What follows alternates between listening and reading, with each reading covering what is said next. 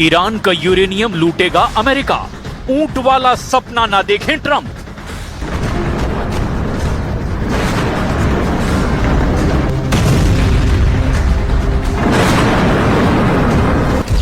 बाईस अप्रैल 2026 से पहले अगर अमेरिका को ईरान का यूरेनियम नहीं मिल पाया तो यकीन मानिए ईरान पर हमला करने के लिए अभी से ही अमेरिका के 75 मिलिट्री विमान, भारी हथियार, मिसाइल और गोला बारूद लेकर पश्चिम एशिया पहुंच चुके हैं। दावा तो यहां तक किया जा रहा है कि ट्रंप को पूरा यकीन है कि ईरान 22 अप्रैल से पहले ही अमेरिका को या तो पूरा यूरेनियम दे देगा या फिर यूरेनियम देने के लिए अमेरिका से समझौता कर लेगा।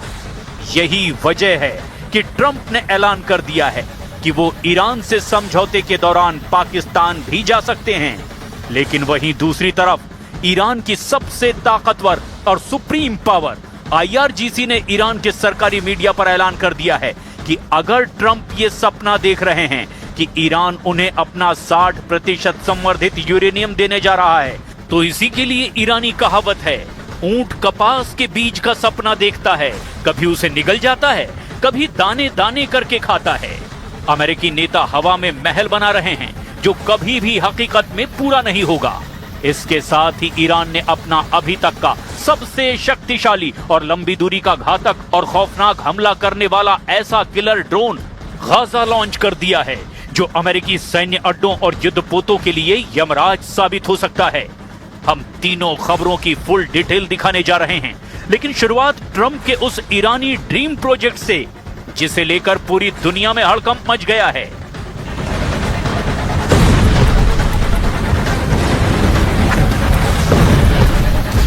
सीज फायर तोड़वाएगा यूरेनियम, ट्रंप का ईरानी दांव फेल।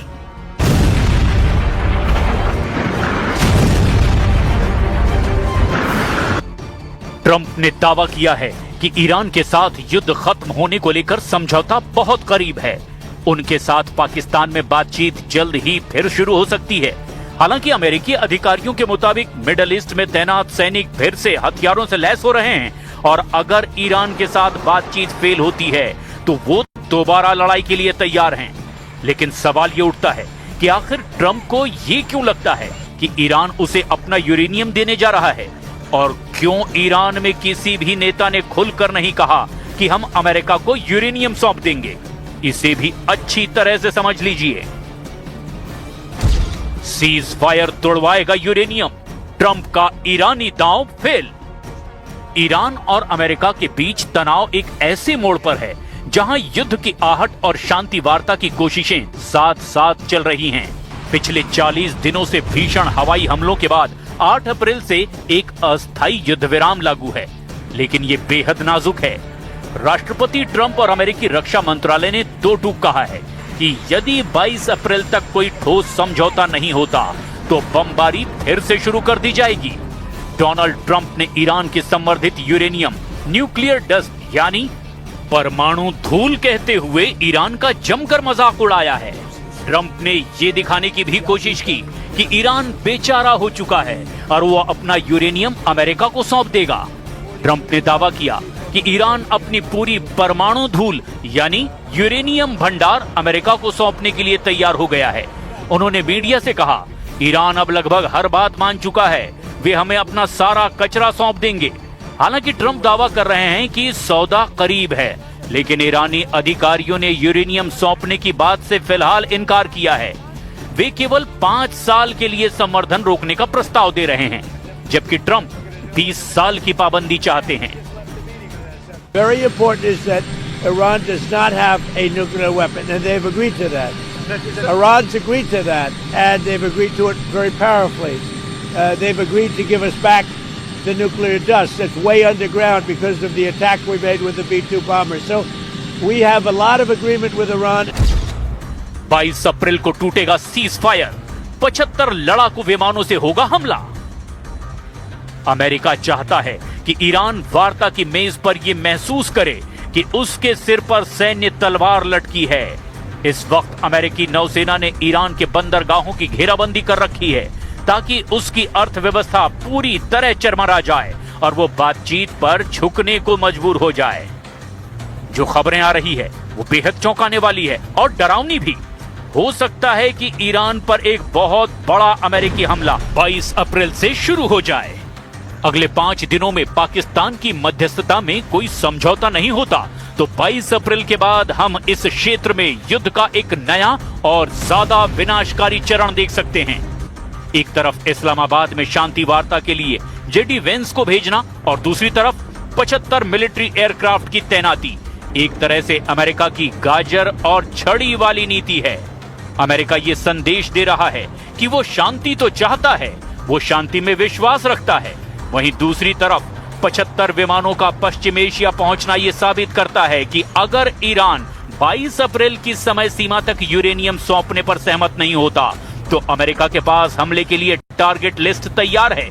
यानी अगले 5 दिन ईरान युद्ध का भविष्य तय कर सकते हैं। Meantime, and for as long as it takes, we will maintain this blockade, successful blockade.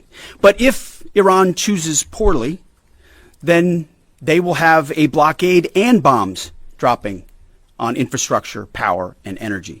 And at the same time, Treasury Secretary Scott Bessent and our friends over at Treasury are launching Operation Economic Fury as well, maximizing economic pressure across the entirety of the government. हमले को तैयार Iran का Gaza, surrender नहीं, serial हमले की तैयारी। बेशक America को लगता हो कि ईरान उसकी सभी शर्तें मानते हुए यूरेनियम दे देगा और अमेरिका के सामने सरेंडर करेगा, लेकिन हकीकत में ईरान इतनी आसानी से हथियार डालने वाला नहीं है। और इसका सबसे बड़ा सबूत है ईरान का वो एडवांस और घातक ड्रोन गाजा, जिसने अमेरिका और इजराइल के होश उड़ाने शुरू कर दिए हैं। इस ड्रोन की हम आपको फुल डिटेल बताने जा रहे हैं, लेकिन पहले ये जान लीजिए कि ईरान के अंदर अमेरिका की शर्तों को लेकर क्या भावना है। ऐसा माना जा रहा है कि ईरान कभी भी सार्वजनिक रूप से बिना शर्त समर्पण स्वीकार नहीं करेगा, क्योंकि इससे सत्ता को अंदरूनी खतरा हो सकता है। ट्रंप का ये दावा है कि वे यानी ईरानी लीडर सब कुछ मान गए हैं। शायद बातचीत को जल्दी खत्म करने का एक तरीका है, लेकिन जमीनी हकीकत यह है कि ईरान अभी भी 5 साल बनाम 20 साल की पाबंदी पर मोलभाव अमेरिका से कर रहा है। अभी के आकलन के मुताबिक ऐसा लगता है कि युद्ध भड़कने की संभावना 40% है और समझौते की 60%। लेकिन ये सब कुछ ईरान पर डिपेंड करता है। अब आप ये भी देख लीजिए क्यों ईरान ने गाजा ड्रोन को लॉन्च करके एक तरह से लंबी जंग का इशारा कर दिया है। हमले को तैयार ईरान का गाजा, सरेंडर नहीं, सीरियल हमले की तैयारी। ईरान का गाजा ड्रोन, जिसे तकनीकी रूप से शाहिद 149 के नाम से जाना जाता है, इस समय पश्चिम एशिया के युद्ध में अमेरिका, इजराइल और खाड़ी देशों पर खौफ साबित हो रहा है। इसकी मारक क्षमता और इसके पीछे के सामरिक संदेश को भी समझ लीजिए, क्योंकि ये ईरान के सबसे उन्नत हथियारों में से एक है। गाजा ड्रोन को पहली बार 2021-2022 में पेश किया गया था, लेकिन मार्च-अप्रैल 2026 के मौजूदा संघर्ष में इसका बड़े पैमाने पर इस्तेमाल और उत्पादन देखा गया है। हालिया रिपोर्ट्स के मुताबिक ईरान ने अमेरिका और इजराइल के साथ बढ़ते तनाव के बीच अपनी ड्रोन उत्पादन क्षमता को 10 गुना तक बढ़ा दिया है। गाजा ड्रोन केवल एक हथियार नहीं, बल्कि ईरान की हवाई ताकत का प्रतीक है। इसकी तुलना अमेरिका के मशहूर MQ-9 रीपर ड्रोन से भी की जाती है। ये एक साथ 13 बम ले जाने में सक्षम है। इसकी कुल पेलोड क्षमता लगभग 500 किलोग्राम है। इसकी सबसे बड़ी ताकत इसकी रेंज है। 2000 से 2500 किलोमीटर तक उड़ान भर सकता है ये। इसका मतलब है कि ये ईरान से उड़ करके पूरे पश्चिम एशिया, इजराइल और भूमध्य सागर तक कहीं भी हमला कर सकता है। ये लगातार 35 घंटे तक हवा में रहकर निगरानी या हमले कर सकता है। ईरान का गाजा ड्रोन लगभग 35,000 फीट की ऊंचाई पर उड़ सकता है, जिससे इसे रडार और सामान्य एयर डिफेंस सिस्टम से बचा पाना आसान हो जाता है। ये ईरान का पहला ड्रोन है जिसमें टर्बो प्रॉप इंजन लगा है, जो इसे पहले के शाहिद मॉडलों जैसे कि शाहिद 136 से भी कहीं ज्यादा तेज और ताकतवर बनाता है। यही वजह है कि ईरान का गाजा ड्रोन अब नए सिरे से अपनी युद्धपोतों, इजरायली अड्डों और खाड़ी देशों में मौजूद अमेरिकी ठिकानों के लिए यमराज साबित हो सकता है। अब ऐसी परिस्थिति में देखना होगा क्या ईरान अपना यूरेनियम ट्रंप के दावों के मुताबिक अमेरिका को सौंपता है या फिर ईरान 22 अप्रैल से फिर से अमेरिका और इजरायली अड्डों पर एक साथ हमले करेगा।